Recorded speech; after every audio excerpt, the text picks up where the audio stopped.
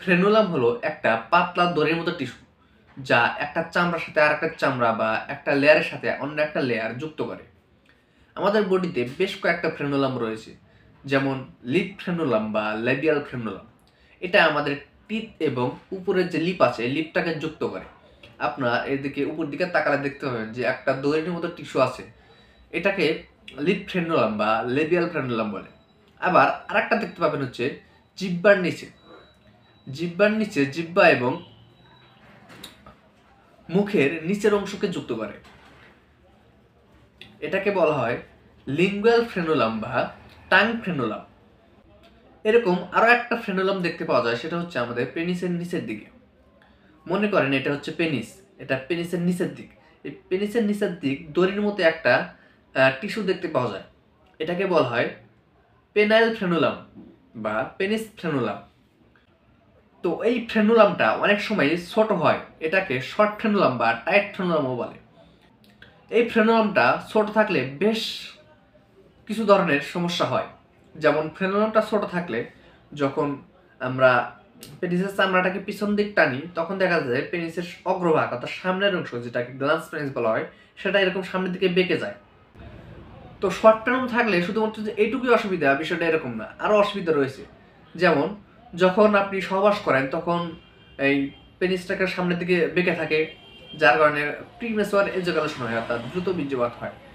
আরও বেশ কিছু সমস্যা হয়, যেমন আপনার সবার সময় অনেক সময় এটা বেশিরভাগ টাইমই ব্যথা করে, কারণ ফ্রেনুলামটা ছোট বেশ টাইট হয়ে থাকে, এখানে ব্যথা করে। কিন্তু সবচেয়ে ভয়ঙ্কর ব্যাপার হলো যে সহবাস করার সময় অনেক সময় এই ফ্রেনুলামটা টাইট থাকার কারণে ছিঁড়ে যায়, ছিঁড়ে তখন অনেক ব্লিডিং হয়, যে কারণে যে কোনো লোক তখন ভয় পেয়ে যাবে। এখন স্বাভাবিক বিষয়, হঠাৎ করে তিনি একটা এই উত্তেজনা মুহূর্তে ব্লিডিং হয়ে গেল, তখন ভয় পাওয়াটা স্বাভাবিক। এবং তখন ব্লিডিংটাও অনেক বেশি হয়, তার কারণ হলে পেনিসে তখন সর্বোচ্চ রক্তচাপ থাকে। তো এই যে এরকম একটা অসুবিধা তৈরি হয়, এটাকে বলা হয় শর্ট ফ্রেনুলাম বা টাইট ফ্রেনুলাম। তো আজকের ভিডিওটার উদ্দেশ্য হলো আমাদের যে শর্ট ফ্রেনুলাম থাকলে আমাদের কি করা উচিত। তো এরকম শর্ট ফ্রেনুলাম অনেকেরই আছে। আমি গতদিনও একটা লোক আমার সাথে যোগাযোগ করেছেন, তিনি দুই একদিন আগে হয়তো সার্কামসিশন করেছে। তো তিনি যোগাযোগ করেছেন, ছবি দিয়েছেন যে আমাকে, যে দেখেন তো এখন কি অবস্থা।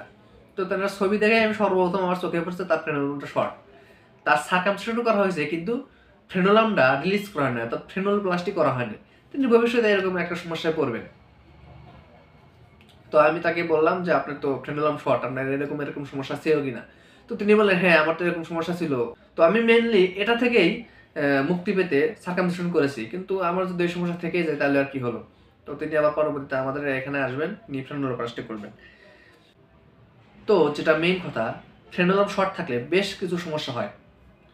তো এর ভিতরে সবচেয়ে ভয়ানক সমস্যা হচ্ছে হঠাৎ করে ফ্রেনুলাম ছিঁড়ে যাওয়া। তো আপনাদের মধ্যে এরকম কাজ যদি হয় যে সহবাস করার সময় হঠাৎ করেই ফ্রেনুলাম ছিঁড়ে গেল, সেক্ষেত্রে আপনারা কি করবেন? কারণ সেহেতু তো সেখানে প্রচুর ব্লিডিং হবে। তো আপনাদের সেখানে কাজ করতে হবে যে ব্লিডিংটা বন্ধ করতে হবে। আর ব্লিডিং বন্ধ করার নিয়ম হচ্ছে যে, এটা মনে করেন পেনিসের নিচে দেখে থাকে ফ্রেনুলাম এখানে ছিঁড়ে গেছে, তো এখানে চাপ দিবেন। এখন চাপ দিয়ে এভাবে তো আপনি জোর পাবেন না, অর্থাৎ আর একটা আঙুল এভাবে দিবেন, উপরে দিবেন, দিয়ে এভাবে চাপ দিয়ে ধরে থাকবেন। মিনিমাম 10 মিনিট এভাবে চাপ দিয়ে ধরে থাকবেন। 10 মিনিটের আগে ছাড়লে কিন্তু হবে না, দেখবেন আবারও ব্লিডিং হবে।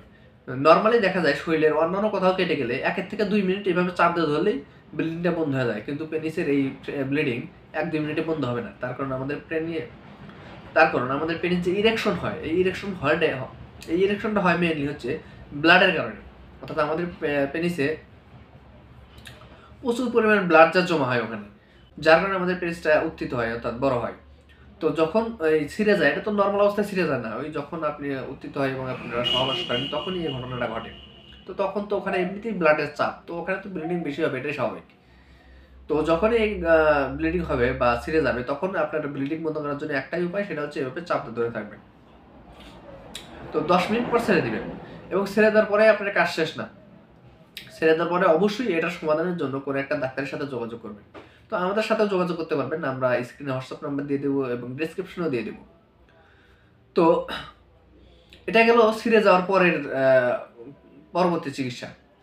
তো আপনারা যারা সচেতন আছেন তারা তো চাবেন যে আমাদের এরকম দুর্ঘটনা না হোক, আমরা এই দুর্ঘটনাটার আগেই কোনো একটা ব্যবস্থা করব। তো সেই ব্যবস্থাও আছে। তো এইরকম শর্ট ফ্রেনুলাম যাদের আছে তাদেরকে ফ্রেনুলোপ্লাস্টি নামে একটা অপারেশন করা হয়। তো ছোট্ট একটা অপারেশন আমরা করি।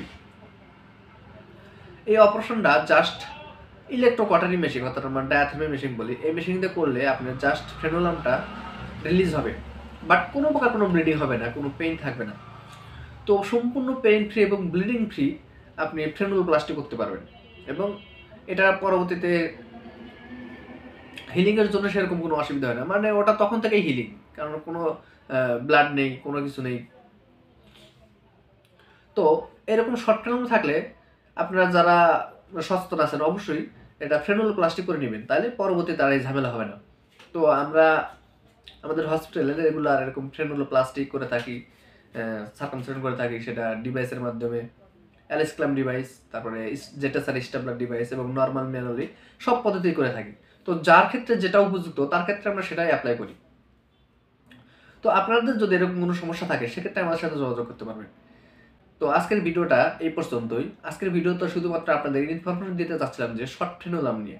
তো শর্ট ফ্রেনুলাম থাকলে যাদের আছে তাদের কী ধরনের সমস্যা হয় এবং সমস্যা থাকলে কীভাবে সমাধান করা যায় সব বিষয়েই বললাম। আশা করি সবাই বুঝতে পারছেন।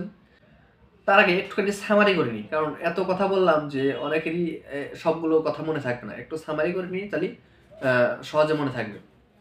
তো শর্ট ফ্রেনুলাম অর্থাৎ পেনিসের নিচের দিকে যে একটা টিস্যু থাকে, এটা যদি ছোট হয়ে যায় তখন এটাকে শর্ট ফ্রেনুলাম বলে। আর এটা থাকলে হয় দেখা যায় পেনিস ইরেকশন হলে পেনিসের মাথাটা বেঁকে যায়, ব্যথা করে এবং সহবাসের সময় ব্যথা করে এবং অনেক সময় ছিঁড়ে যায়। তো এই সমস্যা থাকলে সমাধান হচ্ছে ফ্রেনুলোপ্লাস্টি অপারেশন। আর এটা খুবই সিম্পল অপারেশন, কোনো প্রকার কোনো ব্লিডিং হয় না, কোনো পেইন থাকে না, এবং আপনারা যেদিন অপারেশন করবেন সেদিনই চলে যেতে পারবেন। আবারও দেখা হবে নতুন কোনো ভিডিওতে। সে পর্যন্ত সবাই ভালো থাকুন, সুস্থ থাকুন। Thank you so much.